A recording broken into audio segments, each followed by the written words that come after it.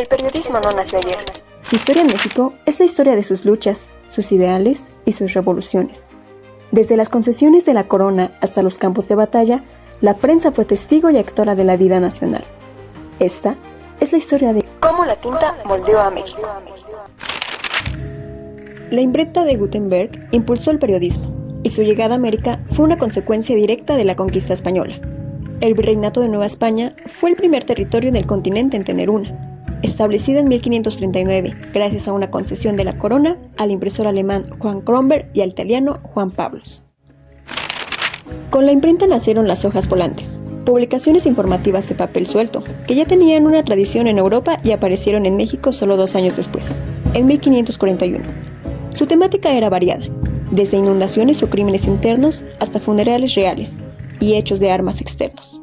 Incluso algunas, con grabados toscos, se asemejaban a la prensa amarillista de hoy, al reportar sucesos inauditos y morbosos. La fuerte censura de la corona, que controlaba los precios y prohibía novelas fuera del imperio, obligó a los editores a buscar métodos más seguros. Así, surgieron las publicaciones por entregas, a finales del siglo XVI, y sobre todo en el siglo XVII. Estas eran documentos científicos, históricos o literarios, similares a almanaques, que ofrecían a autores e impresores una independencia de expresión en una época sin libertad de imprenta. El gran ejemplo es el Mercurio Volante, en 1693, de Carlos Sigüenza y Góngora. El siglo XVIII, con los Borbones, marcó el nacimiento de la prensa auténtica. Las llamadas gacetas cumplieron las 2 características de la prensa moderna. Eran noticiosas y salían regularmente. Aunque influenciadas por los ideales ilustrados y con el objetivo de formar al público bajo la máxima de todo para el pueblo pero sin el pueblo, su publicación era un ejército burocrático, sin críticas políticas debido al absolutismo borbónico.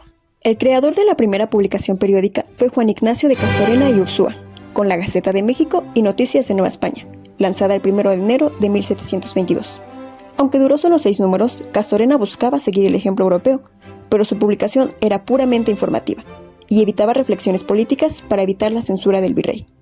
La Segunda Gaceta de México, de 1728 a 1739, editada por el sacerdote criollo Juan Francisco de Sahagún, incluía en su portada un águila devorando una serpiente sobre un nopal. Este era un claro símbolo fundacional de Tenochtitlan, una referencia nacionalista que manifestaba el orgullo criollo por el pasado prehispánico adoptado. Otras publicaciones destacadas fueron El Mercurio Volante, de 1772 a 1773, la primera publicación periódica científica, y la Tercera Gaceta de México, de 1784 a 1809, de Manuel Antonio Valdés, la mayor duración e influencia ilustrada. Finalmente, El Diario de México, de 1805 a 1817. Fue el primer periódico cotidiano en Nueva España. Durante la Guerra de Independencia, la prensa se volvió más politizada y polémica, sirviendo principalmente como propaganda en medio del conflicto. Los insurgentes la usaron desde el principio. En 1810, Miguel Hidalgo fundó El Despertador Americano, que justificaba la causa y publicaba documentos clave, como los de abolición de la esclavitud y la libertad de imprenta. Tras la derrota de Hidalgo, el bando realista copió la estrategia con periódicos como El Telégrafo de Guadalajara y El Anti-Hidalgo, que atacaban virulentamente al líder. Un hito crucial fue la Constitución de Cádiz de 1812, que proclamó la libertad de escribir, imprimir y publicar ideas sin censura previa. Aunque fue efímera, esta libertad disparó la proliferación de periódicos en todo el territorio novohispano. Surgieron publicaciones fundamentales como el Correo Americano del Sur, de Carlos María de Bustamante, que difundía información militar insurgente, y El Pensador Mexicano, de José Joaquín Fernández de Lizardi, cuyas críticas al virrey lo llevaron a la cárcel. La prensa también se descentralizó. Un ejemplo es La Abeja Poblana, el primer periódico en publicar el texto íntegro del Plan de Iguala.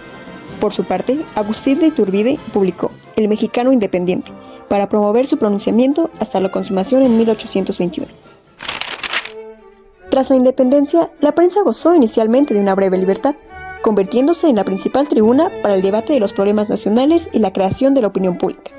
Figuras políticas clave como José María Luis Mora combinaron su actividad con el periodismo. Sin embargo, la prensa mantuvo su carácter propagandístico. Se convirtió en la herramienta de ataque y defensa de los grupos que luchaban por el poder: monárquicos y republicanos, centralistas y federalistas, liberales y conservadores. Este uso justificó medidas represivas por parte de los gobiernos. El ciclo de represión y libertad, El periodo de 1821 a 1857 se caracteriza por un constante ciclo, breves periodos de libertad seguidos de intensas represiones. Primer Imperio, Iturbide. La crítica anónima, como la del Duende de los Cafés, llevó a la supresión paulatina de la libertad de imprenta. Bustamante.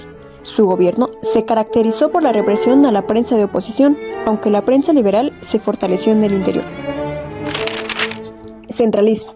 En 1836, a pesar de la crisis, surgieron publicaciones fundamentales para el liberalismo moderno, como el Monitor Republicano y el Siglo XIX. Guerra versus Estados Unidos, de 1846 a 1848. Conllevó la supresión de mucha prensa, y a su término, la prensa capitalina exigió un programa completo de reformas. La Ley Lares, la censura total. El regreso de Santa Anna en 1853, con el apoyo conservador, estableció una dictadura y promulgó la Ley Lares. Esta ley, considerada la más representativa de la época, estableció la censura previa y llevó a la casi total desaparición de la prensa liberal. El triunfo liberal y el debate final. La caída de Santa Anna en 1855 restauró la libertad. La ley La Fragua, en 1855, levantó la censura previa, aunque mantuvo la prohibición de criticar a la religión católica y al gobierno. El debate político se intensificó con la discusión de la nueva Constitución, de 1856 a 1857. La prensa liberal, los cuales eran el Monitor Republicano y el Siglo XIX, defendían el proyecto, y la conservadora, los cuales eran la Cruz y el Ómnibus, se oponían. La prensa no fue un simple observador. Fue un actor principal que influía directamente en los acontecimientos, movilizando la opinión pública y articulando demandas. Los periódicos fueron los voceros de las grandes disputas ideológicas que definieron el siglo XIX mexicano: monarquía versus república, centralismo versus federalismo, y sobre todo, la lucha entre el proyecto liberal y el conservador. La libertad de imprenta fue más un ideal que una realidad sostenida. Las restricciones y la censura fueron la norma, y la libertad plena tendía a ser producto de la debilidad gubernamental, no de un respeto genuino al derecho. Lamentablemente, el extremado encono y la polarización del debate en la prensa, especialmente al final del periodo, reflejaron e impulsaron la escalada de la confrontación política. El debate ideológico dejó las páginas de los diarios para materializarse en la Guerra de Reforma. El periodismo mexicano, desde sus orígenes hasta el inicio de la Reforma, fue el motor de la vida política. Su historia es la huella indeleble de un país que se forjó, letra por letra, en la constante pugna por la libertad.